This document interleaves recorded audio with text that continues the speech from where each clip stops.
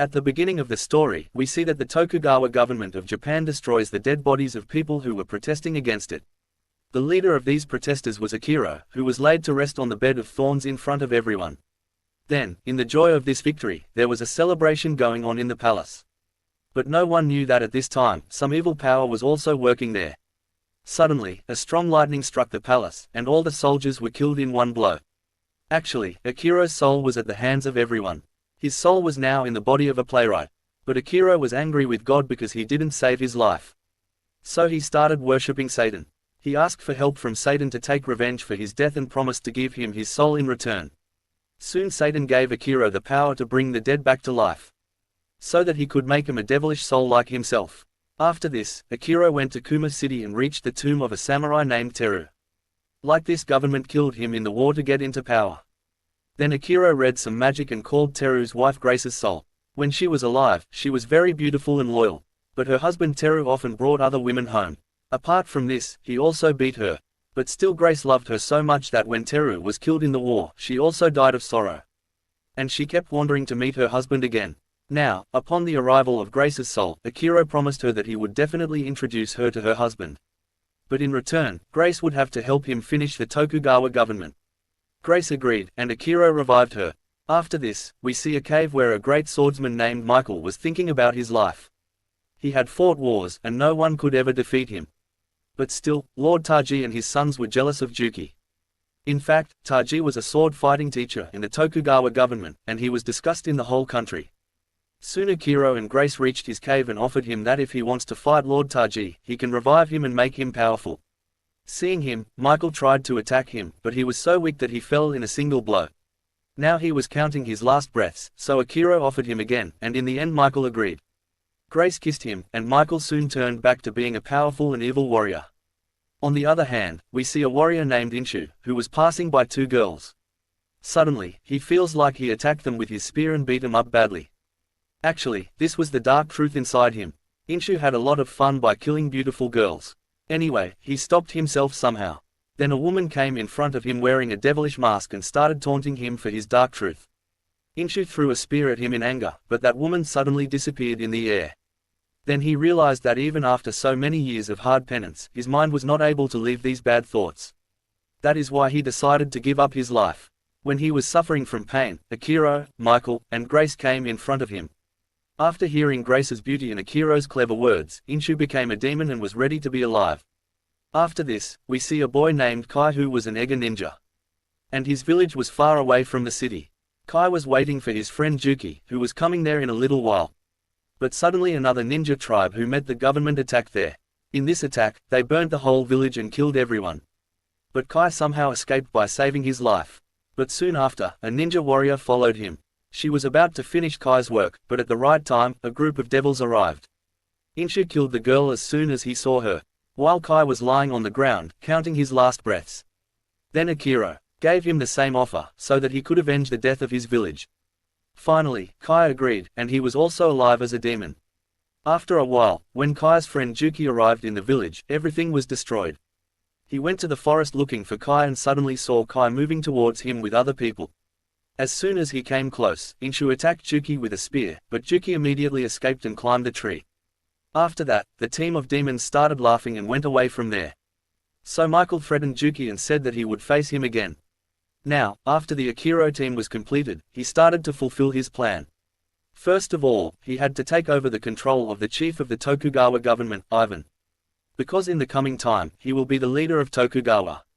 One day, when Ivan went to a temple, a very beautiful girl came in front of him. She gave her name to Mary, but she was actually the evil soul Grace. Ivan fell in love with her beauty and brought her to his palace. Then at night, Mary, with the help of black magic, gave the guards a ride and entered Ivan's room. After that, she went in front of Ivan and tried to seduce him. Then Ivan picked him up and took him to his room. Many days passed, and then all the ministers were worried in the capital. Because Ivan was still staying in the same city with Mary. Mary used to keep Ivan in a cage with her beauty so that he could get lost from her duty. But Lord Taji realized that there was something wrong with Mary. Then a few days later he got a letter from his son Juki, in which he told about the incident of meeting evil spirits in the jungle. After reading this, Taji's doubt turned into a belief that the evil powers are re-emerging. Now he made the plan to kill Mary, pretending to be crazy. But when he was going towards the palace, he faced Michael, who had become very powerful after becoming evil. He challenged Taji for the match, but Taji was still a much better warrior than him. In one blow, he separated Michael's head from the wall. Here, Akira and Rinchu were hiding and watching all this. He was impressed by Taji's ability. But Taji was bleeding from his mouth, and he was badly injured. When the lawyers looked into his heart with their evil powers, he found out that Taji thought his son Juki was Japan's best swordsman. He always wanted to fight Juki and see who was better than his father and son. The lawyers offered him to be reborn so that he could fight his son. But in return, Taji had to help him in Akira's mission. Finally, Taji also agreed to live in the greed of living. Then he went home alive and sat as if nothing had happened. Later, Juki also returned home. He was eager to talk to his father, but suddenly he felt that something was wrong. As soon as Taji turned around, he saw a devilish glow in his eyes. And he suddenly attacked Juki. Then Juki somehow escaped from there. On the other side, Akira was black magic in a deserted temple and was cursing the fields of Tokugawa. Hundreds of farmers were protesting outside the minister's house in the capital. They wanted to be forgiven this year's tax because all their crops were destroyed. But the soldiers didn't listen to them and started hitting the farmer. He died on the spot. All the farmers returned in fear. After a few days, Kai was roaming in the forest, and he saw a beautiful girl in front of the shrine. He went crazy as soon as he saw her. The girl's name was Omitsu, and she was the daughter of a farmer who was killed in the battle. Despite being a demon, Kai was still in love with her. On the other hand, we see a Juki who was found by a metal called Charles. People believed that his swords had strange demonic powers. Juki told him to make a sword that could kill the evil spirits. When Akira taught Kai, he found out that Kai was turning into a human again after falling in love with Omitsu. Akira trapped him in his trap and put love in his heart instead. When Kai went to meet Omitsu, he suddenly tore his clothes. But the love in his heart did not let him do this wrong thing.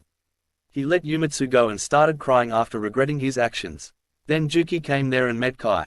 Kai challenged Juki and said that he didn't want to be a demon anymore. But Juki said that he had to fight the darkness within him. And he can become a human again. Farmers started to protest again. But then Mary and Taji got Ivan into their talk and told them to kill all the farmers. Ivan's men arrested the farmers and killed them in front of the villagers. Akira cast black magic on the villagers, which caused a lot of chaos. They killed the minister as well. Akira made his army and headed towards the capital. Charles had prepared a special sword for the Juki. Care was trying to escape with Omitsu, but Akira caught him and killed Kai completely. Here, Omitsu was about to do Kai's last rites when Juki arrived there, and he swore to take revenge for Kai's death. Then Charles came there with Juki's sword and challenged Juki to a duel. The next day, Juki went to fight Charles with a new sword. Charles had no shortage of evil powers, but Juki was also training at the age of. Soon he started to get heavy on Charles and finally killed him. After this, Juki left to kill all the people of the evil gang. There was going to be an attack of the Akira army on the capital. At that time, Ivan realized that his kingdom was in danger. But it was too late because Grace, disguised as Mary, arrested Ivan. Then she set fire to the palace with the help of the crown, in which most of the people of the palace were killed. After this, Grace lost her mental balance because she saw her husband in Ivan, who had left her to die. Now, Grace threw Ivan into the fire, and the Tokugawa government was destroyed. In a few moments, Juki reached the burning palace to destroy the evil spirits. Then he faced his father, Taji, and a great fight began between the two. First, Taji tried to break Juki's special sword with his black powers. But Juki suddenly attacked Taji and dropped him. Then he picked up Taji's sword and killed his evil father. After seeing Juki's fighting style, Akira was very impressed and offered to come with him. But Juki said clearly that he had come to kill you, not to meet you. Akira's powers were nothing compared to Juki's amazing abilities. And finally, Juki separated his head from the body.